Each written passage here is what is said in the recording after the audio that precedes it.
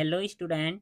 मैं रमाकांत स्वागत करता हूं आज की इस क्लास में, जिसमें हम लोग पढ़ने वाले हैं रीजनिंग का प्रैक्टिस सेट नंबर 11। इससे पहले 10 प्रैक्टिस सेट कंप्लीट हो चुके हैं। जो बच्चे वो सब क्लास नहीं देखे हैं, उस क्लास को जा करके अच्छे से देख लीजिएगा। आज का ये क्लास बहुत ही महत्वपूर्ण है। आपको मालूम होना चाहिए, आपके लिए अतुल महेश्वरी स्कॉलरशिप का जो बच्चे फॉर्म भरे हैं उनके लिए अटल बैच लॉन्च किया गया है। ये सारी क्लासेज आपको यूट्यूब पर फ्री मिल रही हैं। इसमें टाइम टेबल की बात की जाए तो टाइम टेबल क्या है, इसके बाद में हम लोग क्लास स्टार्ट करेंगे। पहले जान लीजिए आप लोग क्लास कब कब चलती है। तो एक क्लास चलती है आपका 3 बजे, ठीक है, जिसमें मैं आपको रीजनिंग पढ़ाता हूँ। उसके बाद में दूसरी क्लास चलती है 8 बज के 15 मिनट पर, जिसमें आपको सुग्रीव सर पढ़ाते हैं जीके एंड जीएस। तो ये दोनों क्लास आप लोग अटेंड करिए। बच्चे पूछते हैं ये क्लास किसके लिए है, तो देखिए जो 9th में है, 10th में, 11th या 12th किसी में भी क्लास में है, तो जीके जो होता है ये सब में सेम रहता है, रीजनिंग भी सेम सेम रहता है, बस थोड़ा सा इधर हेरा फेरी कर देते हैं। ठीक है, तो आप लोग दोनों इस क्लास को देख सकते हैं। कोई जरूरी नहीं है बेसिक क्वेश्चन 11th वालों के पास ना पूछा जाए या 12th वालों के पास ना पूछा जाए। बेसिक क्वेश्चन भी पूछ सकता है, एडवांस भी क्वेश्चन पूछ सकता है। तो पहले बेसिक क्लियर करिए, उसके बाद में एडवांस की तरफ बढ़िए। मैं क्वेश्चन बताता हूँ एकदम बेसिक से एडवांस, तो ठीक है। तो आप लोग सभी क्वेश्चन एकदम से बढ़िया देखिए। बाकी जीके में तो हर क्वेश्चन कोई इंपॉर्टेंट नहीं होता, सब आपस में आप में इंपॉर्टेंट भी होते हैं। ठीक है, तो कोई जरूरी नहीं है किसके एग्जाम में क्या आ जाए, तो आप लोग जीके की क्लास दोनों अटेंड कर सकते हैं। बच रहा मैथ, ठीक है, तो मैथ के लिए आप लोग को मतलब क्लास वाइज पढ़ाया जाएगा। जब 9th का अलग आएगा, ठीक है, 11 12 मतलब सबके लिए अलग अलग आएगा, ठीक है क्लास। बाकी जीके और रीजनिंग आप एक साथ में पढ़ सकते हैं। जो बच्चे ज्वाइन हो चुके हैं एक बार क्लास को शेयर करेंगे अपने दोस्तों के पास में, उसके बाद में हम लोग स्टार्ट करेंगे और समझेंगे सभी क्वेश्चनों के बारे में। बहुत ही अच्छे अच्छे क्वेश्चन मैंने लिया आज, जिसे देख सकते हैं। पहला क्वेश्चन आपके स्क्रीन पर ये रहा, ठीक है। इसमें क्या करना है, 36, 34, 30, 28, 24, उसके बाद में डॉट करके कहा है अगला कौन सा नंबर आना चाहिए। ठीक है, यहाँ पर खाली जो स्थान दिया गया है, यहाँ पर कौन सा नंबर आना चाहिए ये बताना है। तो देखेंगे श्रृंखला में हो क्या रहा है। सबसे पहला काम, अगर जो श्रृंखला देखने पर कुछ ना समझ में आए तो हम लोग खेलते हैं डिफरेंस पे। ठीक है, डिफरेंस मतलब अंतर। ठीक है, देखेंगे इसमें अंतर कितना चल रहा है। तो अंतर ध्यान से देखा जाए तो यहाँ पर कितना हो रहा है, 36 से 34 यानी कि -2 का अंतर चला है। इसके बाद में 34 से 30 कितना, -4 का अंतर। 30 से 28 -2 का अंतर। सब ऐसे लिखते जाएंगे, अभी समझ में आ जाए क्या हो क्या रहा है। 28 से 24 -4 का अंतर। ध्यान से देखा जाए तो -2, फिर -4, -2, -4। तो अगली बार क्या करेंगे, देखिए एक बार आ रहा है ये, एक बार आ रहा है, ठीक है, तो अगली बार फिर से क्या कर देंगे हम लोग, -2 करेंगे। 24 में से जैसे -2 करेंगे हमारा क्या आ जाएगा यहाँ पर 22। तो 22 देखिए हमारा दिया गया है पहले ऑप्शन में, तो पहला ऑप्शन बिल्कुल सही ऑप्शन हो जाएगा। ठीक है बच्चों, इसमें कौन सा सही था, पहला ऑप्शन जो दिया गया था बिल्कुल सही ऑप्शन था इसका। बाकी इसके बाद बढ़ते हैं हम लोग अगले क्वेश्चन की तरफ और देखेंगे आप लोग अगला क्वेश्चन और बताएंगे इसका क्या आंसर होने वाला है। जैसे यहाँ पर दिया गया है एक ज्योमेट्री फिगर दिया गया है और इसके बाद में बताना ये क्वेश्चन दिया गया, ये क्वेश्चन वाला दिया गया है, ठीक है, ये क्वेश्चन हमारा है। और इसके बाद में बताना इनमें से कौन सा ऑप्शन इसका सही सही हो जाएगा। ठीक है, तो इसको सॉल्व करने के लिए मैंने बताया सबसे आसान तरीका क्या, आप स्केल से इस पर क्या करिए, वर्ग बना दीजिए। अगर जो सर्कल है तो सर्कल बना सकते हैं। ठीक है, तो मैं बना रहा हूँ, आप लोग ध्यान से देखिएगा कैसे बनाना है इसको।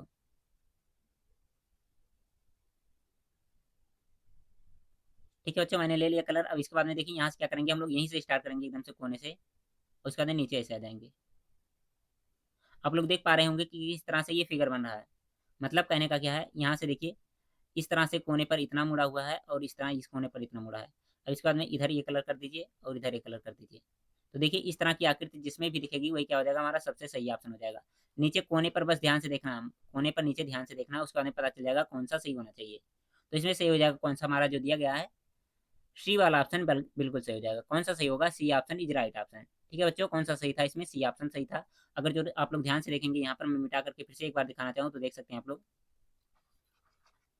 एकदम पीला कलर से आपको दिखेगा अभी क्लियर, एकदम से देख सकते हैं इतना है जो नोक बढ़ाया गया, मात्र इसी की तरह बढ़ाया गया है ना जो यहाँ पर दिया गया है। तो सी ऑप्शन बिल्कुल सही है। इसी प्रकार देखते हैं हम लोग अगला क्वेश्चन और बताएंगे आप लोग इसका क्या आंसर होगा। ठीक है, बहुत से बच्चे कहेंगे ये क्वेश्चन इसके बिल्कुल सेम है। ठीक है, तो बहुत से बच्चे क्या कहेंगे, इसमें क्या था, तीसरा सही था तो इसमें भी तीसरा सही है। लेकिन से इसमें इसमें अंतर है, क्या अंतर है भी मैं दिखाने वाला हूँ। पहले इसको मैं मिटा दूं ताकि आपको बाद में कोई कंफ्यूजन ना रहे। इसको मैं मिटा दे रहा हूँ। अभी देखिएगा कि आंसर दोनों का अलग अलग कैसे आया है। ठीक है, इसको भी क्या करेंगे, एक बॉक्स में बंद कर देंगे हम लोग ऐसे। मैंने जानबूझकर दोनों क्वेश्चन एक साथ ले लिया है ताकि आपको समझने में कोई परेशानी ना रहे। ठीक है, इस तरह से मैंने बंद कर दिया। अब इसका क्या करिए, कलर कर दीजिए। ठीक है, ये वाला पार्ट इधर से ऐसे कलर कर देंगे हम लोग और यहाँ पर थोड़ा सा ऐसे कलर कर देंगे हम लोग। जहाँ जहाँ जैसे गया है, इधर से ऐसे कलर कर दीजिए, इधर से ऐसे।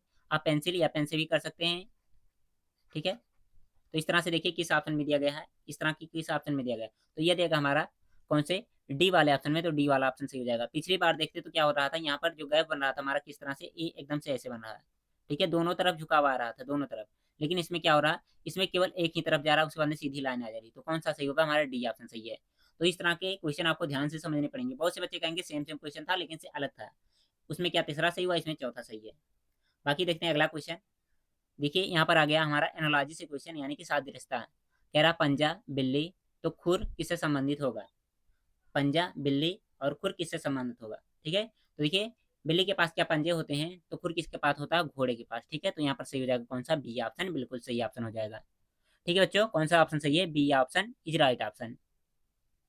बाकी इसके बाद देखते हैं अगला क्वेश्चन, देखेंगे ये और बताएंगे इसका क्या आंसर होगा। कह रहा कूट भाषा में अगर सी इक्वल टू 3, उसके बाद में लिखा गया है FEAR, ठीक है, का कूट शब्द कितना दिया गया है, 30 है।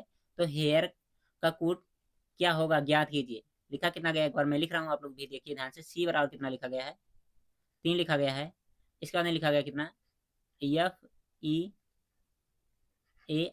ठीक है, इक्वल टू कितना दिया गया, 30 दिया गया है। पूछा क्या गया है, पूछा गया है हेयर, उसको बाद में समझ लेंगे, पहले इसे समझिए लॉजिक क्या कि चल क्या रहा है। देखिए सी की प्लेस वैल्यू 3 होती है, इसलिए यहाँ पर 3 लिख दिया, कोई दिक्कत नहीं है। अब इसके बाद में जो लिखा गया है FEAR, फेयर से कितना 30 लिखा गया है, ये कैसे बना। तो सबकी प्लेस वैल्यू एक बार लिखते हैं हम लोग। एफ की प्लेस वैल्यू कितना होता है, 6 होता है। ई की प्लेस वैल्यू कितनी होती है, ई की प्लेस वैल्यू होती है 5। ए का प्लेस वैल्यू कितना होता है, 1 होता है। और आर की प्लेस वैल्यू कितनी होती है, 18 होती है। अगर जो सबको जोड़ें तो देखिए 30 आ रहा है कि नहीं आ रहा है, तो कितना हो जाएगा ये, 5, ठीक है। यहाँ दिया गया कितना, 5, और कितना हो जाएगा ये, 5 10 2 12, और 12 और 18 कितना हो जाएगा, 30। यानी कि क्या लॉजिक चल रहा है, सभी का प्लेस वैल्यू आपस में जोड़ दीजिए, ठीक है। तो देखिए लिखा गया कितना, HAIR, ठीक है, लिखा गया है। सबकी प्लेस वैल्यू लिखिए। एच की प्लेस वैल्यू कितना होता है, 8 होता है, आप लोग याद करना पड़ेगा ये सब। ए का प्लेस वैल्यू कितना होता है, 1 होता है। आई की प्लेस वैल्यू कितनी होती है, 9 होती है। और आर का प्लेस वैल्यू कितना होता है, 18 होता है, ठीक है। सबको जोड़ देंगे, देखिए कितना हो जाएगा, यहाँ 9 9 18, 18 18 कितना हो जाएगा, 36 हो जाएगा, ठीक है। तो 36 किस ऑप्शन में दिया गया, हमारा दिया गया है बी वाले ऑप्शन में। तो यहाँ पर कौन सा सही हो जाएगा, बी ऑप्शन बिल्कुल सही ऑप्शन हो जाएगा। आशा है बच्चों ये क्वेश्चन आपको एकदम बेहतरीन तरीके से समझ में आया होगा। अगर जो समझ में आया तो जल्दी से थम्स अप करके बोलेंगे, यहाँ तक मैंने जितने भी क्वेश्चन समझाए हैं आपको समझ में आ गया है। और अगर जो समझ में आ गया तो लाइक नहीं किए हैं तो लाइक कर सकते हैं आप। जल्दी से थम्स अप करके बताएंगे सभी विद्यार्थी क्या यहाँ तक आपको समझ में आया। अगर जो समझ में आया तो बोलेंगे यस सर, या थम्स अप कर सकते हैं आप लोग। अगर जो आप लोग थम्स अप करते रहेंगे तो मुझे पता चलेगा कि आप लोग को समझ में आ रहा है या नहीं आ रहा है। बाकी इसके बाद देखिए अगला क्वेश्चन लिखा गया है, सांकेतिक भाषा में यदि YZW से VAD बनता हो तो ZXY से क्या बनेगा। लिखा कितना गया है, एक बार लिख दे रहे हैं मैं। Y लिखा गया है, Z लिखा गया है, W लिखा गया है। इससे बन क्या रहा है, इससे बन रहा V बन रहा, A बन रहा और D बन रहा है।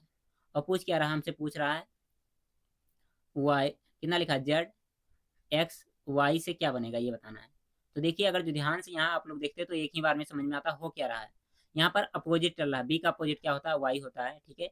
हमने याद करने का तरीका क्या बताया था, BOY, ठीक है, वाई से होता है, ठीक है, वाई हो गया, यानी कि बी का अपोजिट वाई होता है। आज आज मतलब ए का अपोजिट जेड होता है। और दूध वाला यानी कि डी का अपोजिट क्या होता है, डब्ल्यू होता है, ठीक है। तो इस तरह से कर सकते हैं हम लोग इन सबको।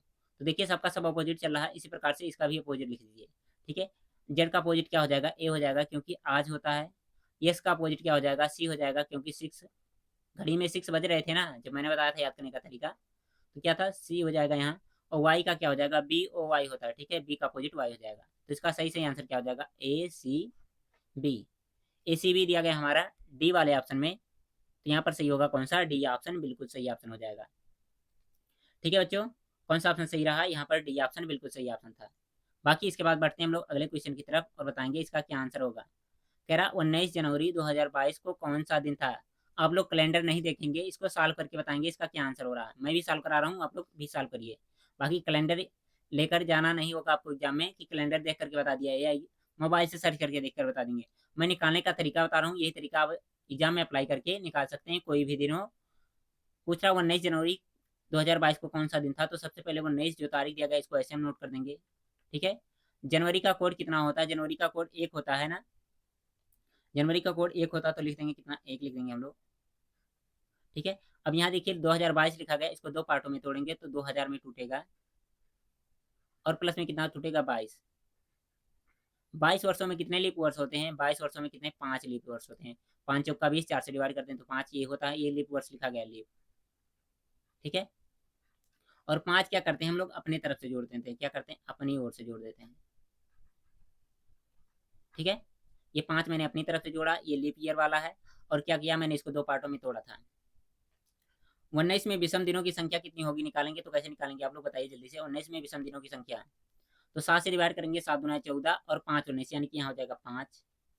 इसके बाद में एक, तो एक ही रह जाएगा क्योंकि ये 7 से डिवाइड नहीं होगा। अब इसके बाद में देखिए 2000, ये 2000 हमारा क्या सेंचुरी ईयर है। ठीक है। तो इसमें विषम दिन हम निकालेंगे तो इसका कितना आ जाएगा, 0 आ जाएगा। ठीक है, 0 आ जाएगा। अब यहाँ दिया गया है 22। ठीक है, 22 देखिए 7 से डिवाइड करेंगे कितना हो जाएगा, 7 त्रिका 21, यानी कि 1 हो जाएगा। और इसके बाद में 5 5 कितना हो जाएगा, 10। इसको मैंने डायरेक्ट नोट कर दिया है। अब देखिए इसको क्या करना है, फिर से ऐड करके 7 से डिवाइड करना है, या फिर पहले 7 से कोई कट रहा तो काट दीजिए, जैसे 5 6 7।